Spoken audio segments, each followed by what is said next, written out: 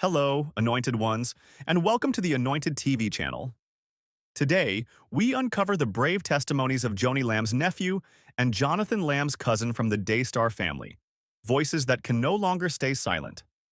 After witnessing the slander directed at Jonathan and Susie Lamb, the courageous nephew has stepped forward to share his story. What you're about to hear is their account, a journey of truth, pain, and faith. Their story begins with a chiropractor employed at Daystar, a name that surfaced in Julie Roy's report. This chiropractor's behavior raised serious concerns, and yet, despite alarming incidents being reported, his conduct was minimized by Joni Lamb herself. What's most disturbing is that these warning signs preceded the alleged abuse involving Susie. And yet, this behavior was not addressed. As the letter continues, you will hear him detail how he struggled with his wife to protect their child from unsettling family behavior. They describe a pattern of inappropriate comments and actions from a relative, including an obsession with their baby's diaper changes. Jonathan's testimony highlights a pattern of manipulation. Joni used her position to control and intimidate, even threaten their jobs. When they stood firm, she resorted to anger and deceit. This is very synonymous with Jonathan and Susie's story. Before I share the letter with you, allow me to give a huge shout out to every blogger, podcaster, and YouTuber who is keeping this story alive. Do not relent until every truth is uncovered. Special shout out to Laura Lynn Tyler Thompson, who has gone out of her way to help Jonathan and Susie Lamb as they fight for justice for their daughter. This letter was sent to her and also shared in her podcast. Let us dive in. Our experience with Daystar Chiropractor. For years, we walked in quiet, seldom sharing our experiences. This is not out of revenge. We could have done this a long time ago. We wanted peace for our family. For us to get back in it feels like we are risking so much of the peace that we fought so hard for. Our desire has been to walk in love and forgiveness while being obedient to the Lord. The decision to share our story has come after much prayer, and we believe is relevant in light of everything that has been revealed by Jonathan and Susie. I am Joni's nephew and Jonathan's cousin. I came to work at Daystar in 2015 and worked there until spring of 2021. During my time there, the chiropractor would work on various family members and employees in the Daystar green room. I was warned by Joni that anytime he worked on one of the young women, another person should be present, usually the husband. I wasn't too alarmed about this initially because that seemed like a good idea for any adult male working on young women to have accountability present. So, I was present anytime he worked on my wife.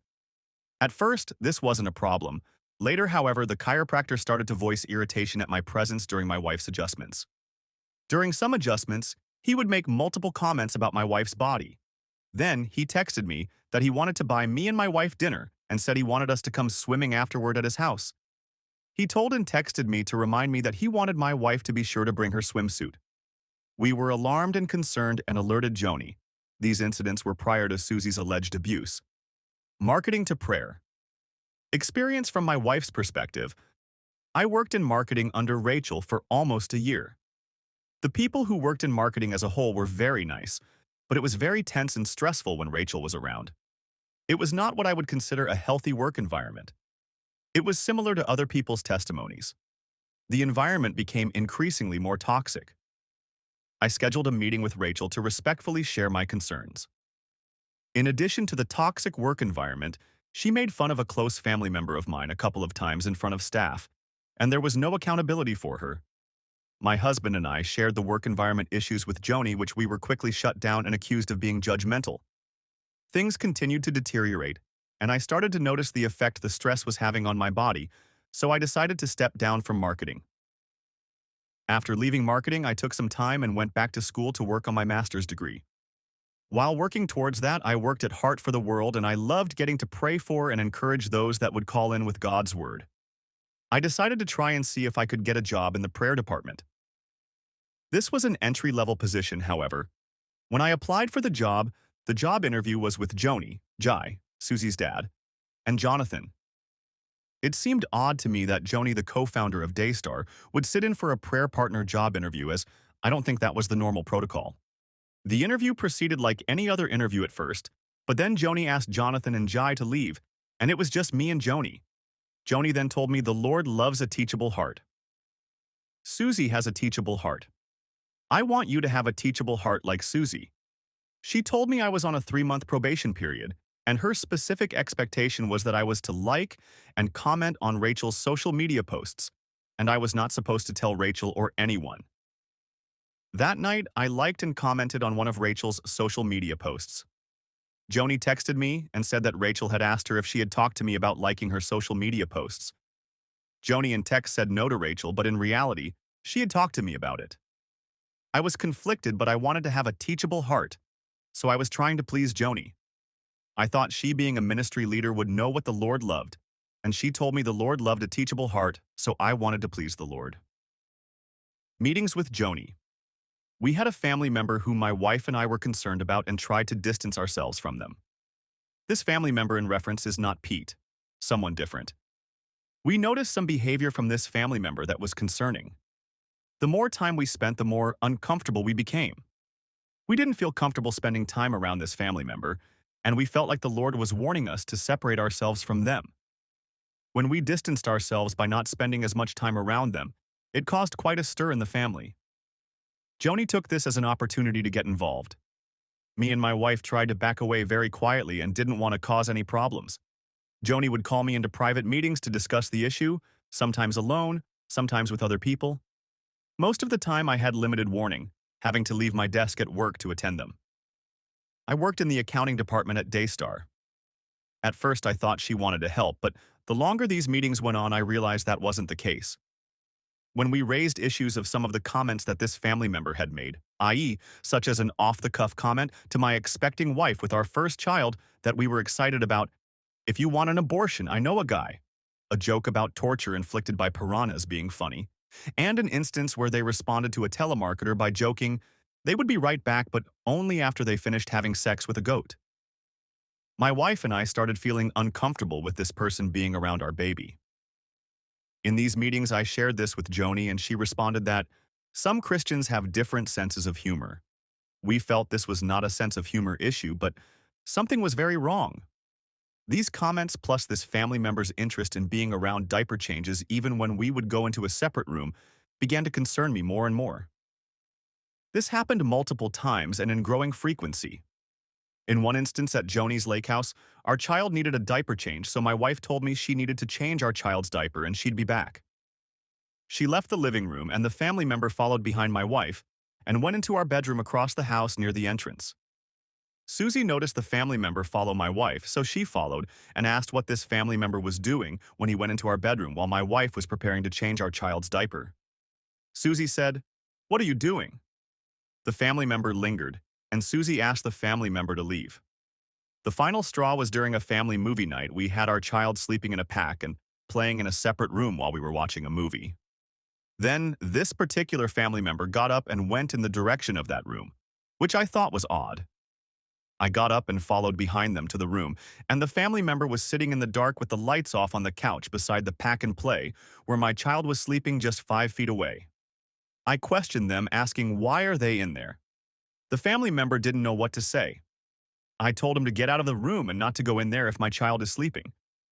Then we brought up this last event. We were told by this family that that room was their safe place and that is why they wanted to go in there. However, this family member had his own room upstairs. Due to this incident and the odd and strange explanation from the family, we started to distance ourselves from them. We felt our concerns were not being taken seriously, so with a great amount of caution, we decided to protect our child and limit interaction and access with this family member.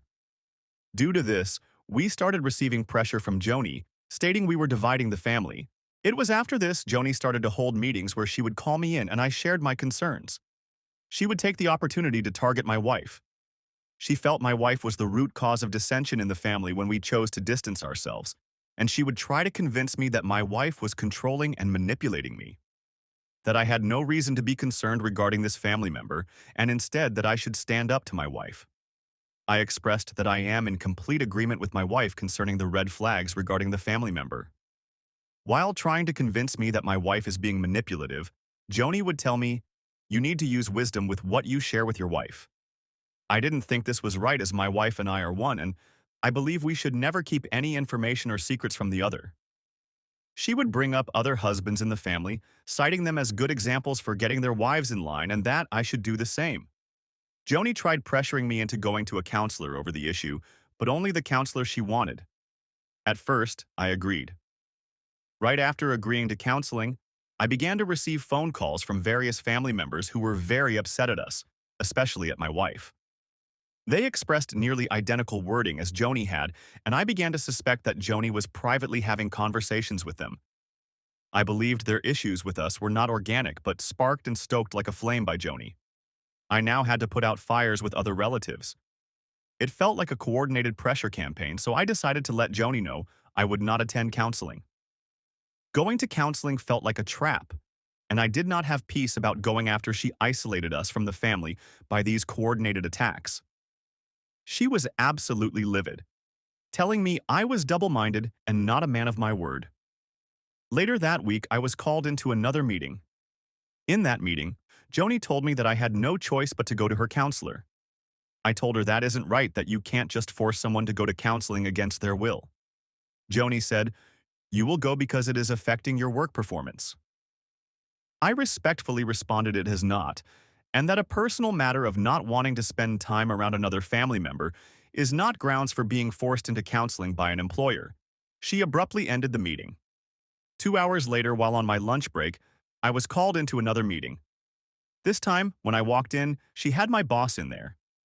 I always have had a great relationship with my boss, and she tried to use him to persuade me to submit to her. He was in a rock and a hard place, being asked to share with me the importance of family and listening to elders. She never asked him about my work performance in front of me, leading me to believe she asked him before I came in, and he answered not to her liking. I had one final meeting with Joni. During this meeting, she switched her tune, being very friendly. She would tell me about the future plans she had for me, that one day I would help Jonathan run Daystar as his right-hand man. This is something she has expressed to me multiple times in my years in Texas, but money and positional authority isn't what motivates me. I believed if God wanted it to happen, it would, but regardless, I should be content with whatever my lot in life is. Joni tried to convince me to spend time with that family member at least once a month. I told her I didn't feel like that's what the Lord wanted me to do. When she saw that I wasn't complying, she became angry, and her eyes were like daggers. She threatened my job and dismissed me from the meeting. We are so thankful we didn't back down, despite the intimidation and threats, that we held to our convictions from the Lord because we believed our child would have been in great danger. If we had listened to Joni and compromised our convictions, we believe we would have jeopardized the safety of our child. As a result of holding our ground, we were berated for not participating in family events. Over the course of our final few months in Texas, my wife and I sought God very, very much, giving much time to prayer and checking our hearts often because we wanted to be pleasing to the Lord. I didn't want to take any missteps and sin before God. We hated the drama and just wanted to raise our newborn child in peace, praying to God that He would please give us a release to move away from Dallas and Daystar. After my job was threatened, we felt a release that we could finally leave. We left Daystar and moved away even without a job and had to trust God to be our provider. I felt it more important to protect my child and family than to risk staying at Daystar. For years, we kept much of our experiences to ourselves. We felt God impressed upon us not to share, but rather walk in forgiveness and focus on raising our family. We were essentially cut off from the Texas family, and it wasn't until after we saw what happened with Jonathan and Susie that we realized we weren't alone. It is only now that we feel that we had no other choice than to come forward. We felt a conviction from the Lord after hearing about the alleged sexual abuse of Jonathan and Susie's daughter, that we couldn't stand on the sidelines after experiencing for ourselves intense persecution while trying to protect our child. That marks the end of the letter. From this letter, you can tell that the characters of Joni Lamb and Rachel Lamb are consistent with what we have seen since this saga broke out. Joni has been exposed as a matriarch who will do everything in her power to cover for an abuser to give a false sense of family stability. What do you think of the details of this letter shared by Jonathan's cousin? Let us engage in the comment section. This story reveals something deeply troubling within Daystar, a pattern of control, spiritual abuse, and suppression of truth. The brave voices of this whistleblower stand as a testament to their faith and conviction.